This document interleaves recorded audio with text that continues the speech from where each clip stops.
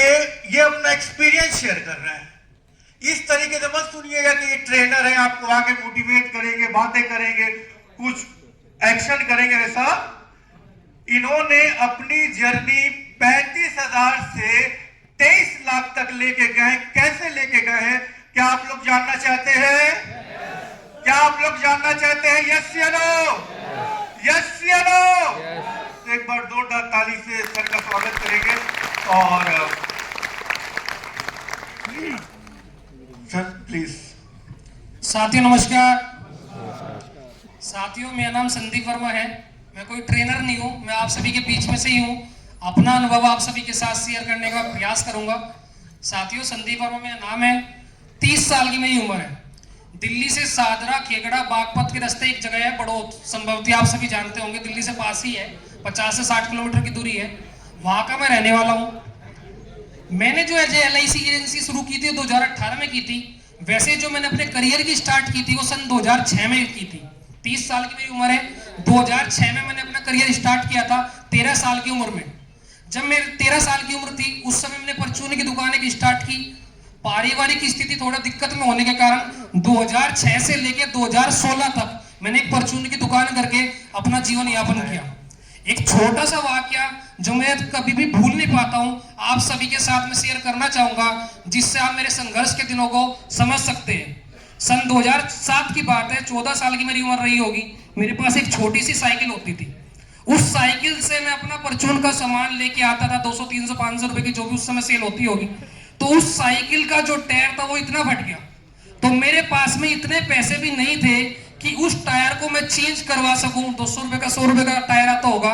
तो एक बड़ी सुई होती है, सुई समझते हैं ना आप सभी? बड़ी सुई से मैंने काला धागा डाल के 18 वो गांठ मार के 16 गुना हो गया, उससे मैंने वो सिया था।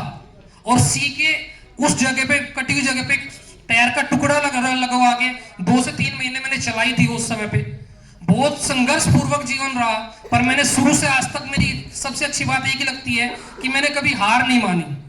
2006 से लेकर 2016 तक मैंने वो परचून की दुकान की। उसी से मैंने अपनी 10th की, 12th की, बीकॉम थी, एमकॉम किया। मैं बहुत ज्यादा पढ़ा लिखा नहीं हूँ और मुझे खुशी है कि मैं बहुत ज्यादा पढ़ा लिखा नहीं हूँ, क्योंकि अगर मैं पढ़ा लिखा होता तो यहाँ पे आज शायद नहीं होता। 2016 आते आते मैंने एमकॉम की पढ़ाई की। सिर्फ एक तरह से डिग्री थी, क्योंकि ना तो मेरे पास इतना पैसा था कि मैं अच्छे से पढ़ सकूं और ना ही मेरे पास इतना समय था कि मैं दे सकूं, क्योंकि अगर मैं पढ़ता तो फिर दुकान कौन चलाता, वो भी जरूरी था मेरे लिए। 2016 में मैंने मेरे लाइफ में, मतलब उस समय मेरा काम बहुत कम हो गया था। वो जो मेरा समय था बहुत खराब समय था, पर वो खराब था जब भी आज अच्छा है। मेरे एक भैया है, उनका नाम है रवि। उन्होंने मुझे CA के पास में लगवाया था।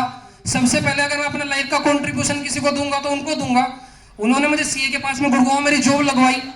5,000 की सैलरी पे मैंने वो जॉब स्टार्ट की थी। 2016 से लेके जून 2018 तक मैंने वो जॉब की। 5,000 की सैलरी पे मैं लगा था और 27,000 की सैलरी में मैंने वो जॉब छोड़ दी थी। जो वे CA थे उनका नाम है CS संजय चोपड़ा। उनको भी मैं अपने दिल के बहुत करीब रखता हूं, क्योंकि मैंने इंसान बहुत देखे पर उनके जैसा इंसान नहीं देखा। जो उनका व्यवहार था, जो उनका तरीका था, वो हमेशा याद आता है। मैं अगर अपने लाइफ को सबसे पहले किसी को चेंज करने का कंट्रीब्यूशन देना चाहूंगा तो वह CS संजय चोपड़ा। 2018 तक मैंने जॉब की। फरवरी 2018 में कुछ चीजें ऐसी होती है जो हम खुद से नहीं करते, ईश्वर कराता है। मेरे ऐसी रैंडमली माइंड में आया कुछ मुझे पार्ट टाइम करना चाहिए। तो पार्ट टाइम मुझे लगा कि शायद LIC एजेंट बन के भी कुछ पैसा कमाया जाता है। मैंने एक दो से पता करने का प्रयास भी किया, पर मुझे एजेंट बनने का किसी ने रास्ता नहीं बताया। 2018 में मैंने गूगल पे सर्च करके LIC एजेंट की एजेंसी ली गुड़गांव में। गुड़गांव में MG रोड पे एक ब्रांच 122 कोड है उस ब्रांच का, वहां से मैंने एजेंसी ली। 2018 में फरवरी में एजेंसी ली। फरवरी से लेकर जून तक मैंने लगभग 10 से 12 पॉलिसी वहां पे की। 2018 में मैंने जून में जॉब ड्रॉप कर दी, क्योंकि मुझे कुछ बड़ा जीवन में करना था।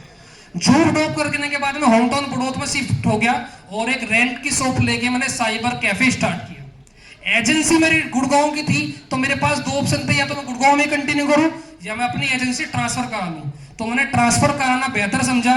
2018 से लेकर 2019 आते आते मेरी एजेंसी ट्रांसफर होने में 1 साल लग गया। 2019 में जुलाई के महीने में मैंने वर्क स्टार्ट किया। जुलाई से लेकर नवंबर तक मैंने 10-15 पॉलिसी बेची। नवंबर में मेरे जो DO है उन्होंने मुझे बताया कि एक प्रोग्राम हो रहा है काजिम सर का, 500 रुपए का प्रोग्राम 19 नवंबर 2019 में इसी काली ऑडिटोरियम में मैंने वहां पे बैठ के अटेंड किया था। मुझे डेट भी इसलिए याद है, वो उस प्रोग्राम ने जो मेरी लाइफ चेंज की है, वहां से यहां तक का जो सफर है, मैं वहां पे एज ए ऑडियंस बैठा था, वो वाली सीट थी लगभग, और वहां से यहां तक का जो सफर है, वहीं से मेरी जर्नी स्टार्ट हुई। 19 नवंबर 2019 के दिन इसी ऑडिटोरियम में वो 500 रुपए का प्रोग्राम मैंने अटेंड किया, लगभग 4 घंटे का। आज जैसा ये प्रोग्राम था, उस 500 रुपए सर ने जो बातें बताई, जो LIC की पावर बताई कि हम कितना इसमें कमा सकते हैं, क्या क्या हम पा सकते हैं, इसमें हमारा सिर्फ हमारी भलाई नहीं है, हमारा जो क्लाइंट है उसका भी छिपा हुआ है। क्योंकि देखो, जो बेचने वाला तो पीतल को सोना कह के बेच देता, ना बेच पाने वाला सोना को सोना कह के नहीं बेच पाता। जो गुटखा बेच रहा है वो भी पैसा कमा रहा है, जो दिलबाग बेच रहा है वो भी पैसा कमा रहा है, जो शराब बेच रहा है वो भी पैसा कमा रहे हैं। पैसा हम भी कमा रहे हैं, लेकिन हम घर बना के कमा रहे हैं। तो 4 घंटे का मैंने वो प्रोग्राम अटेंड किया। इसी प्रोग्राम में मुझे एक ब्राउचर मिला था। 2020 में ZCRT का प्रोग्राम दिल्ली में हुआ, 1 और 2 फरवरी को प्रोग्राम हुआ। सर का एक प्रोग्राम होता है, काजिम सर का, जैदी कॉर्पोरेशन राउंड टेबल। 2020 में वो दिल्ली में था, तो उसकी मुझे जानकारी लगी। 4 घंटे के प्रोग्राम में मैं सर से इतना ज्यादा मोटिवेट हो गया कि मुझे लगा कि मुझे 5000 रुपए करके मुझे प्रोग्राम करना चाहिए। 2020 में मैंने वो प्रोग्राम किया 1 और 2 फरवरी को। 2020 में जब मैंने वो प्रोग्राम अटेंड किया, तो ZCRT के प्रोग्राम में गले में आइडेंटिटी कार्ड मिलते हैं। TOT वाले के लिए अलग होता है, COT वालों के लिए अलग होता है, MDRT वालों के लिए अलग होता है, और जो मैं जैसे उस समय काम नहीं करते थे निठल्लों के लिए अलग होता है। तो मेरे पास वो था जो कुछ नहीं करते। तो सर ने बोला जिनके पास ये वाला आइडेंटिटी कार्ड है, उन्हें इस प्रोग्राम में इस साल तो आगे नेक्स्ट ईयर नहीं आना चाहिए। सेकेंडरी हुआ क्या, वो बहुत बड़ी स्टेज से काफी बड़ा प्रोग्राम होता है, इस साल कोलकाता में है 5 और 6 नवंबर को, उसमें मैं जा रहा हूँ एज ए स्पीकर जा रहा हूँ। तो उस प्रोग्राम में सबको ट्रॉफी मिली, पर जब तक मैं तो कोई काम करता नहीं था, तो मेरे पास में कोई ट्रॉफी नहीं थी। तो मेरी आंखों में बैक साइड में बैठा हुआ था, आंखों में पानी था, पर दिल में कुछ करने की चाहती है। अगर मैंने उसी समय सर से, जब वो प्रोग्राम 2 दिन का एंड हुआ, तो स्टेज पे आके मैंने सर के साथ एक फोटो खिंचाई। आज ही मेरे पास फोटो है, उसमें मैंने सर से मतलब वादा किया कि सर मैं इस साल जरूर MDRT करूंगा। 2020 की मैं बात कर रहा हूँ। 2018 में एजेंसी ली, 2019 में होमटाउन शिफ्ट हो गया, 2019 से स्टार्ट किया वर्क, 2020 की मैं बात कर रहा फरवरी की। 2020 में मैंने ठान ली कि MDRT मुझे करनी है। 2020 में कोरोना हो गया, मार्च अप्रैल महीने में कोरोना हो गया, पर माइंड में था कि करनी है। सर का एक प्रोग्राम स्टार्ट किया सर ने ऑनलाइन, उससे पहले ऑनलाइन तो प्रोग्राम नहीं होते थे, वे टू MDRT। वो वे टू MDRT मैंने प्रोग्राम अटेंड किया। उस प्रोग्राम को करते करते, क्योंकि देखो एक चीज होती है चाहत अपनी जगह, पर आपको करना कैसे, वो कोई मेंटर कोई गुरु ही आपको सिखा सकता है। तो 2020 में मैंने अपनी लाइफ की पहली MDRT जैसे मैंने चाहा था कर दी। 2021 में भी कोरोना था, मैंने कॉर्पोरेट कोर्स सर का ऑनलाइन ज्वाइन रखा। मैंने सोचा कि मुझे COT करनी है, पर सच्चाई है कि सोचा बहुत ज्यादा, चाहा नहीं। चाहता तो होती, मैंने चाहा नहीं तो वो हो नहीं पाई। 1.5 MDRT पे मैं रह गया। तो 2022 में मैंने सोचा कि इस साल मुझे COT करनी ही करनी है। क्योंकि जब कोई बड़ी चीज होती है ना, वो सिर्फ आप सोचने से नहीं कर सकते, सोचने से तो रह जाएगी, आपके अंदर चाहत होनी चाहिए। मैंने अपने वॉशरूम में तक में भी लिख के लगा दिया कि मुझे इस साल COT करनी है। ब्रांच में ऑफिशियली मैंने अनाउंस कर दिया कि इस साल में या तो COT करूंगा, अदरवाइज LIC छोड़ दूंगा। एक कहावत है ना, करो या मरो, डू और डाई। अगर आपको बहुत बड़ा कुछ हिमालय पे चढ़ना है, तो उसके लिए आपका डिसीजन भी हिमालय की तरह स्ट्रॉन्ग होना चाहिए। तो मैंने सोचा COT करनी ही करनी है। मैंने पूरा प्रयास किया। अक्टूबर तक आते आते मेरी 2.5 MDRT होगी। अक्टूबर में मेरा कोई खास काम नहीं हुआ, नवंबर में मेरा कोई खास काम नहीं हुआ, 10 दिसंबर आ गया। 2022 की बात कर रहा हूँ, लास्ट ईयर की। मेरी 2.5 MDRT थी, 12 लाख का प्रीमियम शोर था। ब्रांच में एक दूसरे DO की मीटिंग थी, 10 तारीख को मैं उस मीटिंग में गया। उसमें वो सबसे बड़े DO हमारे ब्रांच के, उसमें मैं अगेन ऑफिशियली अनाउंस कर रहा कि मैं LIC में COT इस साल करूंगा, भले ही मेरी आधी MDRT शॉर्ट है। 10 दिसंबर 2022 से लेके 25 दिसंबर 2022 तक मुझे एक तो कॉन्फिडेंस था ईश्वर का, दूसरा भगवान को भी देखो, अगर आप मानते हो ना तो जरूर वो भी साथ देता है। 10 दिसंबर से लेके 25 दिसंबर तक भोलेनाथ की पता नहीं कैसी कृपा हुई कि मेरी वो COT होगी। 15 दिन के अंदर अंदर 12 लाख का regular premium without any debate मेरे क्लाइंट ने मुझे कराया। मेरी COT लास्ट ईयर होगी। कॉर्पोरेट का अप्रैल मार्च में मैंने फर्स्ट ईयर क्लियर अपना कर दिया था। इस साल मेरा फर्स्ट ईयर कॉर्पोरेट का हो गया। गैलेक्सी का इस साल में सिंगापुर गया हुआ था MDRT ग्लोबल मीट में, बहुत अच्छा वर्क वहां का अनुभव रहा। सर के साथ गया था सिंगापुर। जब ऐसी जगह हम जाते हैं तो हमारे क्लाइंट ही बहुत ज्यादा खुश होते हैं। ऐसी जगह हमें जाना चाहिए, पैसे खर्च करने चाहिए। तो वहां पे गया, वहां पे बहुत अच्छा मेरा अनुभव रहा। गैलेक्सी के मेरे 2 साल क्लियर हो गए, कॉर्पोरेट का मेरा फर्स्ट ईयर क्लियर हो गया। इस साल की डबल MDRT मेरी ऑफिशियली अनाउंस हो चुकी, लगभग 2.5 MDRT मेरी अब तक हो चुकी है। COT मुझे इस साल डेफिनेटली करनी ही करनी है। इस साल में कुछ चीजों और में भी बिजी रहा, इसलिए TOT का टारगेट नहीं रहा, पर नेक्स्ट ईयर में डेफिनेटली TOT करूंगा, ये मेरा आप सभी से वादा है। वहां से जो यहां तक का सफर है वो सिर्फ चाहत से पॉसिबल नहीं है। देखो चाहने से क्या होता है ना, मैं आपको वादे करके बता रहा हूं, आज जब काजिम जी आएंगे तो हम सबको इतना मोटिवेट कर देंगे कि हम बाहर जाके आग लगा दें। पर खाली वो जो 500 रुपए हमने पे किया ना, उससे तो आग नहीं लगने की। आपको और भी कोर्स करने पड़ेंगे, क्योंकि पूरा का पूरा प्रोसेस है। होता क्या है, जब कोई डॉक्टर होता है ना, डॉक्टर कब बनता है वो? पहले वो 5 साल पढ़ेगा, पढ़ाई करेगा, एग्जाम देगा, 20-30-50 लाख रुपए खर्च भी करेगा, उसमें उसकी कई बार बैक आएगी, फिर दोबारा से एग्जाम देगा। इंजीनियर होगा, एकदम से तो इंजीनियर नहीं बनेगा ना, 5-4 साल उसे लगेंगे। पर LIC एजेंट में पता है प्लस पॉइंट सबसे क्या है, कि आप एक छोटा सा एग्जाम दो, 500-700 रुपए की फीस दो, आप एजेंट बन गए। पर हमारी गलत फहमी ये है, जैसे ही हम एजेंट बनते हैं हम अपने आप को सोच लेते हैं कि हम एजेंट बन गए। पर हथियार चलाना, जो फौज में है वो गोली जो चलाता है एकदम से नहीं चलाता, पहले से सिखाई जाती है। तो हम एजेंट तो बन गए, पर जो मैं गोली चलानी है वो कैसे चलानी है वो सीखनी पड़ेगी। वो पूरा का पूरा प्रोसेस है। टेनेरियर मार्केट में और भी है। मैं अपने लाइफ का कंट्रीब्यूशन सबसे पहले मैं DO सुधीर कुमार जी उनको दूंगा। दूसरा, ये मैं दावे के साथ कह सकता हूं, ऐसा नहीं कि मैं ये पैसे लेके बोल रहा हूं, दिल की बात है इसलिए दिल से बोल रहा हूं। अगर मैं वहां से यहां तक का जो आने का सफर है वो सबसे पहले काजिम जी का है। वहां से यहां तक का जो सफर है, ट्रेनर मार्केट के अंदर और भी है, अगर वो ना होते तो शायद मैं COT ना कर पाता। क्योंकि जो उनका मोटिवेशन है वो एक अलग तरह का है, वो अलग तरह की बातें बताते हैं। और जो ट्रेनर वो बताते हैं बेचना, वो खाली बेचना नहीं बताते, वो बताते हैं ब्रांडिंग। हमें ब्रांडिंग कैसे करनी है, रिलेशन बिल्डिंग कैसे करनी है। एक चीज मैं आप सभी को और बताना चाहूंगा, हमें इस प्रोफेशन में खाली पॉलिसी नहीं बेचनी है, हमें अपनी मार्केट में एक इमेज खड़ी करनी है। ये भी अगर आप एक तरीके से देखो तो पूरा का पूरा बिजनेस है। जैसे डॉक्टर होता है, डॉक्टर पढ़ने के बाद भी जब वो हॉस्पिटल खोलता है तो 20-30-50 लाख रुपए लगाता है ना, बिल्डिंग खड़ी करेगा, स्टाफ रखेगा, सब कुछ रखेगा। तो हमें भी सेम प्रोसेस करना है। हमारे पास में स्टाफ होना चाहिए, ऑफिस होना चाहिए, खर्चे करने पड़ेंगे। अगर किसी के पास आप खाली हाथ जाओगे तो खाली हाथ आओगे, और कुछ लेके जाओगे तो कुछ लेके आओगे। कभी भी खाली हाथ नहीं जाना चाहिए। काजिम जी जो बताते हैं ना, उनकी बातों को मैंने कहीं ना कहीं, देखो ट्रेनिंग बहुत सारे लोग लेते हैं, मैंने भी ली, कुछ बड़ी बात नहीं है, बात है उसे इंप्लीमेंट करना। मैं यहाँ इसलिए आ पाया क्योंकि मैंने उसे इंप्लीमेंट किया। इंप्लीमेंट करना बहुत जरूरी है, इंप्लीमेंटेशन। तो हमें क्या करना है, अपने क्लाइंट के साथ में रिलेशन बिल्डिंग करना है। दूसरा, मैं एक चीज से आपको एक थरो ओवरव्यू भी देना चाहूंगा इस मीटिंग का। हमें क्या करना चाहिए, हम सिर्फ किसी से मिलते हैं तो पॉलिसी की बात करते हैं। स्टार्टिंग में पॉलिसी की बात नहीं करनी। अगर हम स्टार्टिंग में पॉलिसी की बात करेंगे, भले ही हमें पता है कि हम उसके हित की बात कर रहे हैं, उसको बच्चे के भविष्य की बात कर रहे हैं, उसके रिटायरमेंट की बात कर रहे हैं, और उसे कहीं ना कहीं लगता है कि हमें कुछ ना कुछ बेचने के लिए आ रहा है। हमें वो नहीं करना। हमें क्या करना है, रिलेशन बिल्डिंग करना है। अब रिलेशन बिल्डिंग क्या करना है, इस संसार के अंदर जितने भी इंसान है, कोई भी कोई काम करने वाला है, उसके अंदर कुछ ना कुछ इंपोर्टेंट है।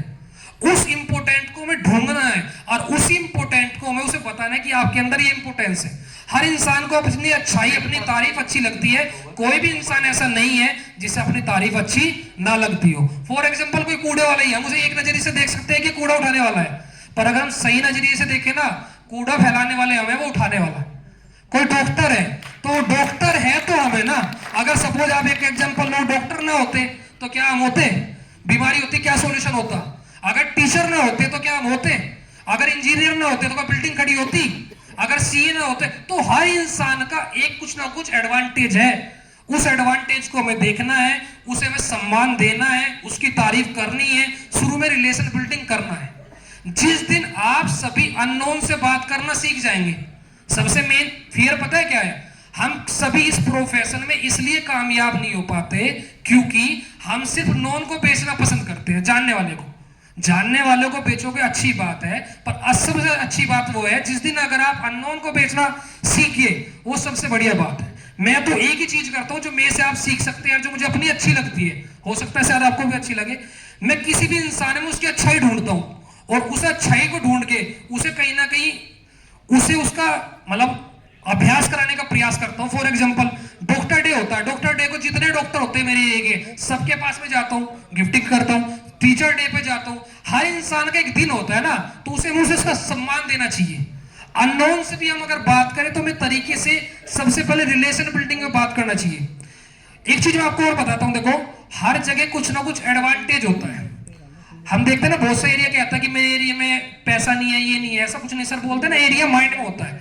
तो मेरा जो एरिया है वो डिफेंस पर्सन वाला है, मतलब मेरे वहां एरिया में सबसे जो मेन पर्सन हो डिफेंस पर्सन बहुत ज्यादा है। तो मैं क्या करता हूँ, उनसे कोई पॉलिसी की बात नहीं करता। पॉलिसी तो फ्यूचर में बाय डिफॉल्ट मुझसे लेंगे। मैं क्या करता हूँ, उन्हें सम्मान देने का प्रयास करता हूँ। एक एग्जांपल करके डेमो करके मैं आपको देने का प्रयास करूंगा। मतलब मुझे कोई अननोन पर्सन भी मिल जाता है तो मैं उससे कैसे रिलेशन बिल्डिंग करता हूँ। सपोज शहनवाज जी है, ये डिफेंस में है और ये मुझे मिल जाती है, पुलिस के अंदर है। अब मैं इनसे 2 से 3 मिनट की बात क्या करूंगा, मैं आपके साथ शेयर करूंगा। सबसे मेन चीज मैं इसमें एक बात और बताता हूँ आपको। ये जो बात करता हूँ ये ऐसे नहीं कि कोई फेक बात है, मेरे दिल से निकलती है। देखो अगर आप ढूंढोगे तो हर इंसान के अंदर कुछ ना कुछ अच्छाई आपको दिखेगी। सपोज शहनवाज जी मुझे मिल गई और मुझे इनसे सबसे पहले क्या करना है, रिलेशन बिल्डिंग करना है। क्योंकि जिस दिन मेरा रिलेशन बिल्डिंग हो गया, पॉलिसी तो इनकी जरूरत है और मैं वो बेचने वाला हूं, तो कल वो बाय डिफॉल्ट ऑटोमेटिक बिक जानी है। शहनवाज जी मैं आपसे 2 मिनट की बातचीत कर, सपोज पुलिस की वर्दी में खड़े हैं, मेरे सामने है, मैं 2 मिनट की बातचीत करके आपको दिखाता हूँ। सर नमस्कार। सर मैं आपसे 2 मिनट की बातचीत कर सकता हूँ? सर मेरा नाम संदीप वर्मा है, मैं आपसे 2 मिनट की बातचीत करना चाहूंगा। देखो वैसे तो आप मुझे नहीं जानते और मैं भी आपको नहीं जानता। आप संभवतः मेरे एरिया के, जब भी मैं मतलब सपोज मेरे एरिया के होंगे, जब भी मैं इनसे बात कर रहा हूँ। सर आप रहने वाले कहाँ के? सर अपना इंट्रोडक्शन बताएंगे वहाँ के। सर देखो वैसे तो मैं आपको नहीं जानता और मैं आप भी मुझे नहीं जानते। मेरा नाम है Sandeep Verma. As wealth manager वित्तीय सलाहकार में कार्य करता हूं। मेरे जितने भी क्लाइंट आप जैसे सब डिफेंस वाले, army, BSF, CRPF, Delhi police, UP police, सभी मेरे डिफेंस वाले क्लाइंट हैं। मेरे एरिया के लगभग 850 भाई हैं जो आप जैसे मेरे से जुड़े हुए हैं। तो हर साल मैं कोई ना कोई प्रयास करता हूं आप लोगों को सम्मान देने का। इसी कड़ी में इस साल मैंने सभी के लिए as a gift electronic photo frame बनवाए या पेंट। मैं हर साल कोई ना कोई एक्टिविटी करता रहता हूं। मैं काम पे फोकस नहीं करता, मैं फोकस करता हूं लोगों को कुछ ना कुछ सम्मान देने में। इन चीजों में काम तो इस बार वो बाय डिफॉल्ट करा ही देता है। तो इस साल मैंने सभी के लिए फोटो फ्रेम बनवाए, मैं भी आपको भेजूंगा मैंने किस तरह के बनवाए हैं। उन्हें देख के अगर आपको सही लगेगा मुझे आप 2-4 फोटो अपने भेजना, वो फोटो फ्रेम मैं आपके लिए बनवाऊंगा। इस बहाने से आपसे मिलने का मुझे सौभाग्य प्राप्त हो जाएगा अगेन, और मैं आपको सम्मान के रूप में दूंगा। आपके मन में संभवतः क्वेश्चन आ रहा होगा कि मैं ऐसा कर क्यों रहा हूं, तो 1 मिनट लगा के मैं इसके पीछे का रीजन आपको बताता हूं। देखो सर मेरा ऐसा मानना, अगर आपने कभी भी नोटिस करा हो, हमारा हिंदुओं का कोई भी फेस्टिवल हो, चाहे वो होली हो, दिवाली हो, जन्माष्टमी हो, रक्षाबंधन हो, तो हर इंसान अपने घर पर आता है और त्योहार मनाता है। पर चाहे कोई भी इंसान आता है ना, पर जितने आप जैसे पुलिस वाले भाई हैं, फौजी भाई हैं, आप लोग तो जल्दी से किसी भी त्योहार पे घर पे नहीं आ पाते। अभी 10 दिन बाद दिवाली का त्योहार है, कोई आदमी लंदन में, फ्रांस में, अमेरिका में बैठा होगा, उसने पहले से टिकट करा रखी होगी ना कि मैं दिवाली पे घर पे जाऊंगा या होली पे जाऊंगा। पर आप घर की घर में हो गया, 2 जिले दूर हो गए या बॉर्डर पे हो गया, आप अपने घर पे नहीं आ पाते। तो अगर हम सही नजरिए से देखें तो ये त्योहार हम क्यों मना पा रहे हैं? क्योंकि आप जैसे भाई वहां ड्यूटी पे खड़े हैं। सेकेंडरी है सर, अगर आपने कभी भी नोटिस करा हो, हमारा कोई भी कोरोना ही हुआ, कोरोना के अंदर डिपार्टमेंट के, गवर्नमेंट के जितने डिपार्टमेंट थे, चाहे टीचर हो, बैंकिंग हो, पटवारी हो, हर कोई अपने घर पे था। हर किसी ने घर में बैठ के खूब एंजॉय करा, खूब एक्सपेरिमेंट करे, खूब जलेबी पकौड़ी बना बना के खाई। पर उस समय आप जैसे जितने डिफेंस वाले भाई थे, आप लोग तो उस समय ड्यूटी पे थे जब घर से कोई बाहर निकलने के लिए तैयार नहीं था। हमको कोरोना का अगर आपने ध्यान दिया हो, जितने हमारे फौजी भाई हैं उनके साथ तो दिक्कत क्या हुई, वो 12-12 महीने, 15-15 महीने, 13-13 महीने, 10-10 महीने अपने घर पर नहीं आए, घर से दूर रहे। और पुलिस वालों को, जिन पुलिस वालों को हम कई बार अफसर भी बोल देते हैं, अगर हमने नोटिस किया हो सही नजरिए से, वो पुलिस वाले भाई भी, उनका एक कोरोना के टाइम पे अलग ही योगदान रहा। कई सारे परिवारजन ऐसे हुए जिनकी कोरोना में डेथ होगी और उन्हीं के परिवार वालों ने उनका अंतिम संस्कार तक भी नहीं करा। उन्हीं पुलिस वाले भाइयों ने जा जाके वे चीजें हमने आप लोगों ने करी थी। देश में कई चुनाव भी हो पाता है, क्यों हो पाता है? क्योंकि आप जैसे फौजी भाई, पुलिस वाले भाई वहां पे खड़े रहते हैं। अदरवाइज किसी सरकारी चुनाव आयोग में आपके बिना चुनाव करवाने का दम नहीं है। कुल मिला के मेरा आपको जो समझाने का तात्पर्य है वो सिर्फ इतना है कि आप लोग हैं तो हम हैं। इस भारत में हर चीज का विकल्प है। अगर सरकारी टीचर ना हो तो प्राइवेट है, सरकारी डॉक्टर ना हो तो प्राइवेट है, पर अगर फौज ना हो या पुलिस ना हो तो कुछ भी नहीं है। कोई नेता भी चल पाता है ना, चाहे वो राहुल गांधी हो या मोदी हो, क्यों चल पा रहा है? क्योंकि उसके साथ में वो डिफेंस वाले पर्सन चल रहे हैं। ये जो बातें मैंने बोली है, क्या इसमें कुछ गलत बोला मैंने? ये सब कुछ सच है ना। तो हमें क्या करना है, लोगों की सच्चाई उन्हें ही बताना है। हमें लोगों का सबसे पहले दिल जीतना है, पॉलिसी नहीं बेचनी। पॉलिसी तो बाय डिफॉल्ट होनी है। फिर पॉलिसी का भी क्या है, अगर आप उसके पास सीधे जाओगे, जीवन आनंद बताओगे या जीवन उमंग बताओगे, तो पॉलिसी नहीं होने की। तो पॉलिसी नहीं होने की। सबसे पहले उसको आपको भूख लगानी है। वो भूख कैसे लगेगी? अगर आपके सामने पानी का गिलास रख दे और आपको प्यास ना हो, तो क्या आप पी लोगे? नहीं पी सकते। आप पानी स्वयं मांग के पियोगे, जब पियोगे अगर आपको प्यास लगी हो। वो प्यास कैसे लगी भाई, उसे में पूरा का पूरा प्रोसेस बताना पड़ेगा कि हमें पैसा क्यों बचाना चाहिए, आपके भविष्य में कौन कौन सी जरूरतें हैं, बच्चों की एजुकेशन है, रिटायरमेंट है, सारी चीजें बतानी है। उसके 1 घंटा आधा घंटा लेना है। वो आप सब जब बता पाएंगे जब आपको स्वयं पता होगा। और वो स्वयं कैसे पता होगा? ट्रेनिंग से। तो जितना हो सके अपने आप को अपडेट करें, इंप्रूवमेंट करें, ट्रेनिंग करते रहे। हमारा फ्यूचर जो है बहुत सिक्योर है। इंडिया में पॉपुलेशन की कोई कमी नहीं है। हमारे जैसे एडवाइजर अगर अच्छे से काम करेंगे तो उसमें हमारा ही भविष्य है और क्लाइंट का भविष्य है। इसी से के साथ मैं अपनी वाणी को विराम दूंगा। नमस्कार। बहुत कुछ बोल दिया, यहीं रुकिए। तो कैसा लगा आप लोगों को? जबरदस्त, एक बार जोरदार ताली होना चाहिए। बहुत लोग ऐसा भी, बंदा दिल से बोल रहा था, जो बातें बताया सब दिल से बताया और रियलिस्टिक चीजें बताई, क्योंकि इन्होंने खुद अचीव किया है इसी इंडस्ट्री।